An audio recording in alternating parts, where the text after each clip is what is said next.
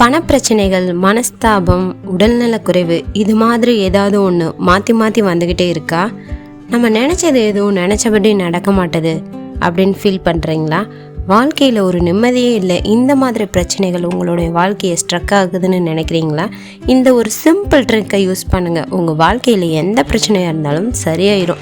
இந்த simple ட்ரிக்கை use பண்ணுங்கள், உங்கள் வாழ்க்கையில் எந்த பிரச்சனையாக இருந்தாலும் சரி, அதுலேருந்து ஈஸியாக வெளியே வந்துடலாம்.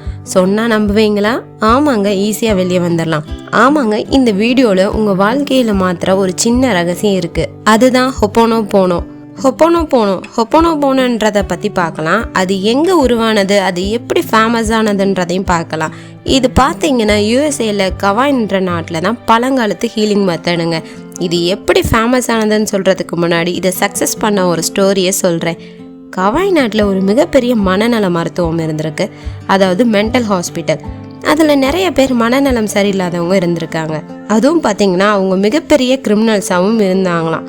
இவங்களை சமாளிக்கிறது ரொம்ப கஷ்டமாக இருந்திருக்கு.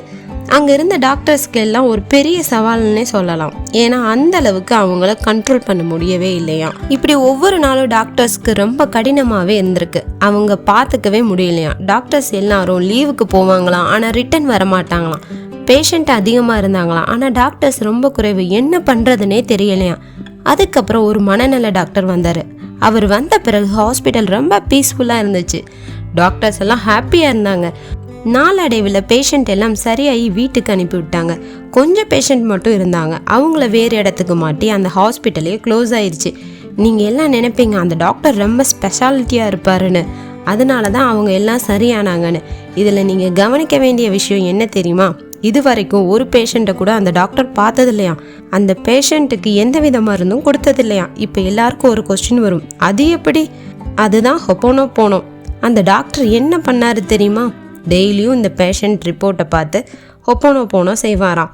அதனால தான் அந்த பேஷண்ட் எல்லாம் குணமானாங்களாம். அந்த டாக்டர் பேரை தெரிஞ்சுக்க ரொம்ப ஆர்வமாக இருப்பீங்களே. ஆமாங்க, அவர் பேர் தான் ஹியூலன். நம்ம டெய்லி குளிக்கிறோம், நம்ம உடம்புல உள்ள அழுக்கு வெளியேற, நம்ம மனசில் உள்ள அழுக்கு, அதாவது நெகட்டிவ் எனர்ஜி எல்லாம் வெளியே போகணும். அதுக்கு தான் இந்த ஹொப்போனோபோனோ யூஸ் பண்ணலாம். உங்கள் வாழ்க்கையில் நடக்கிற சந்தோஷம் துக்கம் ரெண்டுக்குமே நீங்கள் தாங்க பொறுப்பு. ஒரு சின்ன எக்ஸாம்பிள் சொல்கிறேன். உங்கள் வீட்டு கதவை திறக்கணும், அப்போ உங்கள் சாவினால தானே திறக்க முடியும். பக்கத்து வீட்டு சாவினால திறக்க முடியுமா? முடியாது. அது மாதிரி தான் உங்ககிட்ட இருக்கிற நெகட்டிவை நீங்கள் தான் சரி பண்ண முடியும். நீங்கள் சரி பண்ணால் அது எரேஸ் ஆகும். உங்கள் மனசு ஹேட் ஆகும்படி சில பேர் பேசியிருக்கலாம். அதுக்கு மற்றவங்க காரணமாக இருந்தாலும் முழு முதற் காரணம் நம்மளாக தான் இருக்க முடியும். அதற்கு நம்ம தான் பொறுப்பேற்கணும்.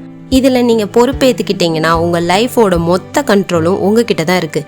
நீங்கள் வேகமாக சொல்லுவீங்க, என்னோட லைஃபோட கண்ட்ரோல் என்கிட்ட இல்லை, எங்கள் அப்பா கிட்ட தான் இருக்குது, என்னோட ஹஸ்பண்ட் கிட்ட தான் இருக்குது அப்படின்னு சொல்லுவீங்க. ஆனால் இந்த மாதிரி நீங்கள் பொறுப்பேற்றுக்கிட்டிங்கன்னா உங்கள் லைஃபோட கண்ட்ரோல் உங்ககிட்ட வந்துடும். நம்ம லைஃப் நம்ம கண்ட்ரோலில் தான் இருக்குதுன்னு நம்ம முழுசாக நம்பணுங்க. ஹொப்போனோபோனோவோட மேஜிக் வேர்ட்ஸ் என்னன்றதை பார்க்கலாம். ஐ am sorry, please forgive me, thank you, I love you. இப்போ ஐ எம் சாரின்னா என்னன்றதை பார்க்கலாம். பிரச்சனையை உருவாக்குனதுக்கு நம்ம தான், அதை தெரிஞ்சும் தெரியாமலும் நம்ம தான் பண்ணியிருப்போம். இனிமேல் அந்த தப்பு நடக்கக்கூடாது. அதுக்காக தான் நம்ம மனசை ஒருநிலைப்படுத்தி ஐ எம் சாரின்னு கேட்குறோம். ப்ளீஸ் ஃபர்கிவ் மீ, என்னோட மாற்றங்களை ஏற்றுக்கொள்ளுங்கள் அப்படின்றது தாங்க அர்த்தம். அதுக்கடுத்து பார்த்தீங்கன்னா தேங்க்யூ. கெட்ட விஷயங்கள் மட்டும் நம் மனசில் ஓடும், நல்ல விஷயங்கள் நம்ம மறந்துடுவோம். ஃபஸ்ட்டு அதை நினைக்கணும். அதுக்காகத்தான் யூனிவர்ஸில் தேங்க்யூ சொல்கிறோம். ஐ லவ் யூ அப்படின்னா அன்பு. இந்த உலகமே அன்பால் நிறைஞ்சது தான், அதனால தான் ஐ லவ் யூ சொல்கிறோம். இதுக்கு ஒரு சின்ன எக்ஸாம்பிள் சொல்கிறேன், இப்போ கேளுங்க.